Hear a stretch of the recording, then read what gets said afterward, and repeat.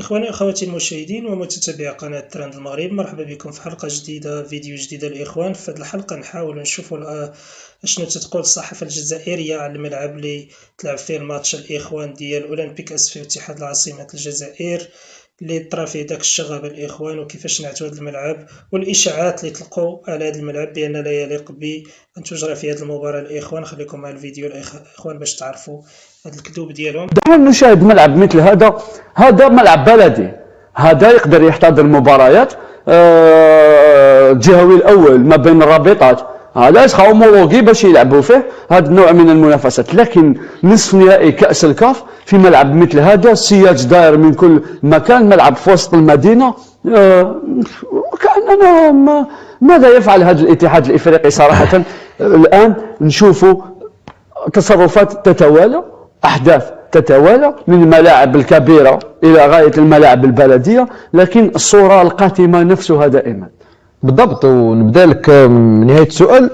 ممكن في الجزائر في اللقاءات السنوات الاخيره لاحظنا في الانتاج التلفزيوني استعمال لي درون، يعني الطائرات المسيره حتى يكون لي درون. شوفوا ليماج مثلا في لقاء شباب بلوزداد ولا لقاء اتحاد العاصمه امس. المشكله انه لما استعملوا درون بين ان الملعب لا يلبي شروط المنافسه، يعني بالعكس ولا يبان ملعب صغير ما فيش حتى موقف السيارات. ونعطيك قبل بدايه المقابله انا نشوف توجور لافون ماتش لما شفت لي فيستير مثلا، دي فيستير بور دومي فينال دو لا كاف بهذاك الصغر الحجم تاعو.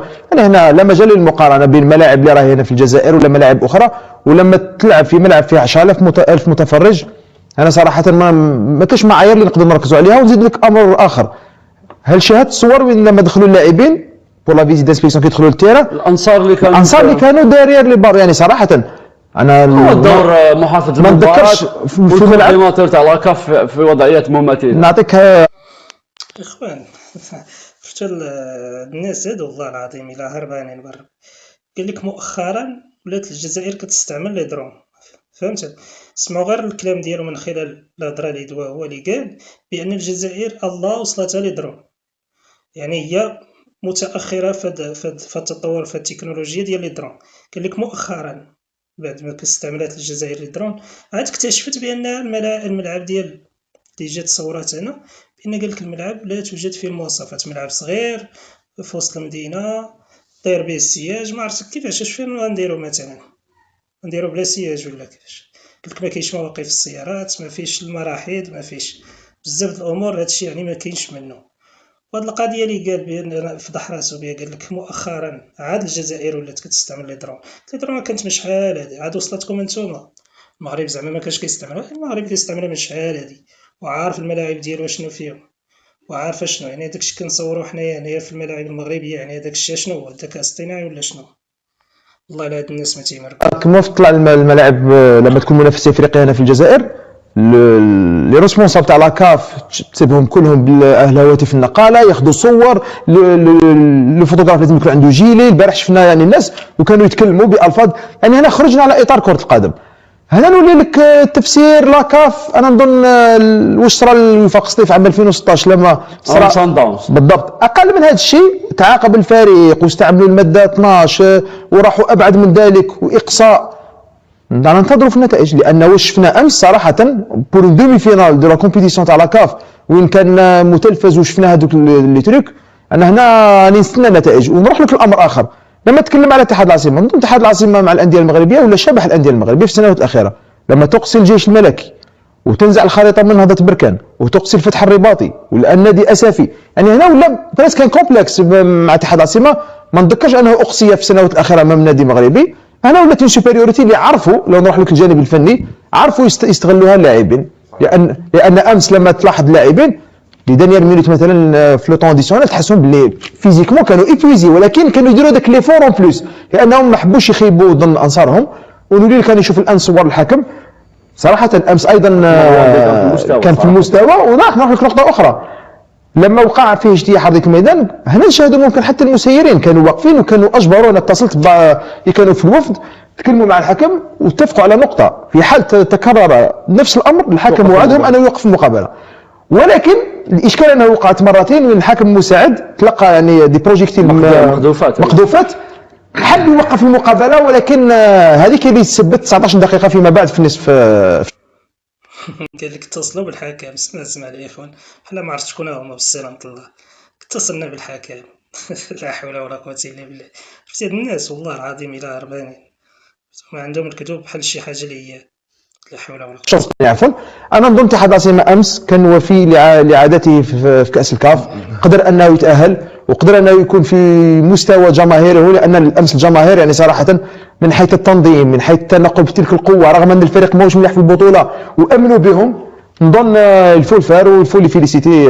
الجانب الفني ممكن نتحدثوا عليه فيما بعد. نعم، بعد الإشمسوني شفنا صور مماثلة، صور وكأنها تعود للقرون الوسطى، لممارسات تعودنا عليها في إفريقيا السوداء سنوات التسعينيات. أنت كنت لاعب في شبيبة القبائل، مثل هذه الصور أكل عليها الدهر وشرب. حتى في إفريقيا الآن أصبحنا لا نرى مثل هذه التصرفات. أنا تنقلت لإفريقيا مع أندية جزائرية، تنهزم الأفارقة ينهزمون، يصفقوا لك.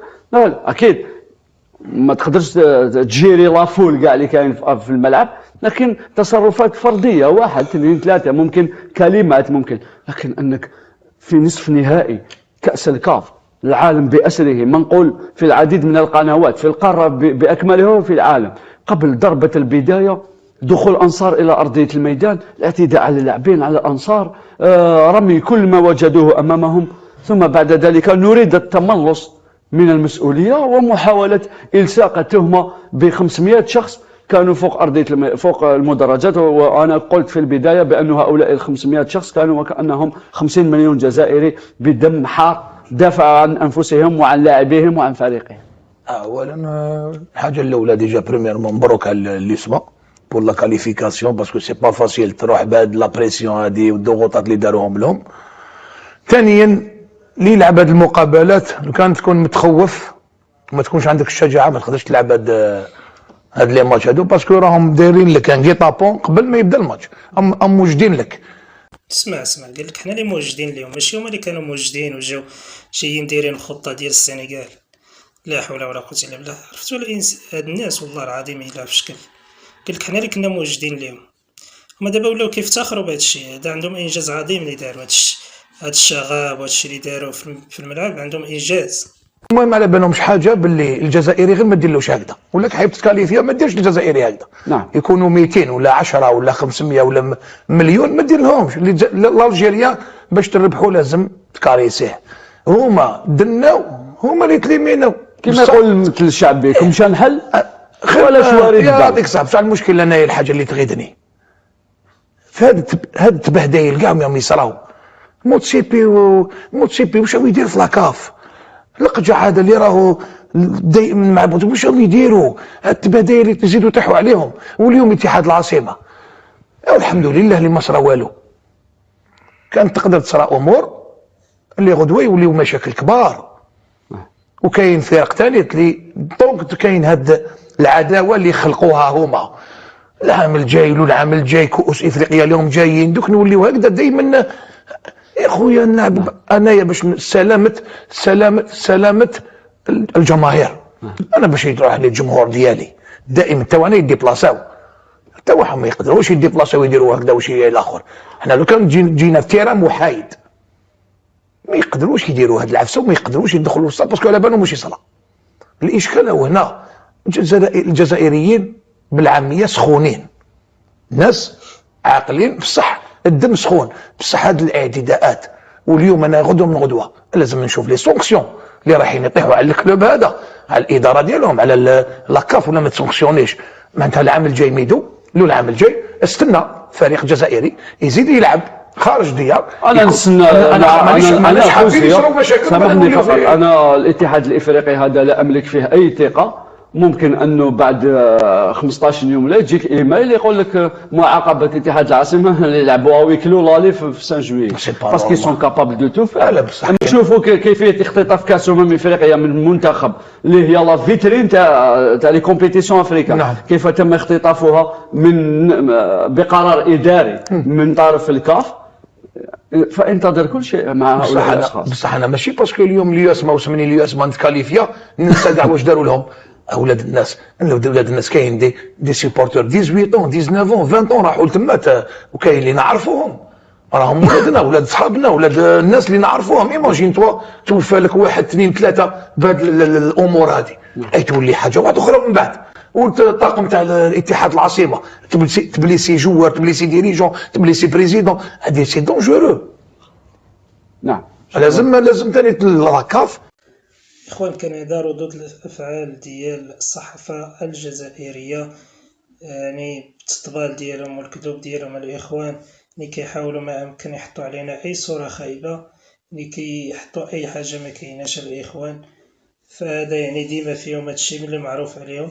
خليو لي الإخوان أخواتي التعليق ديالكم في الكومونتير، وما تنسونيش باللايك الفيديو. الناس اللي متابعينش القناة ديروا متابعة فضلا منكم وليس أمرا، باش إن شاء الله نستمروا.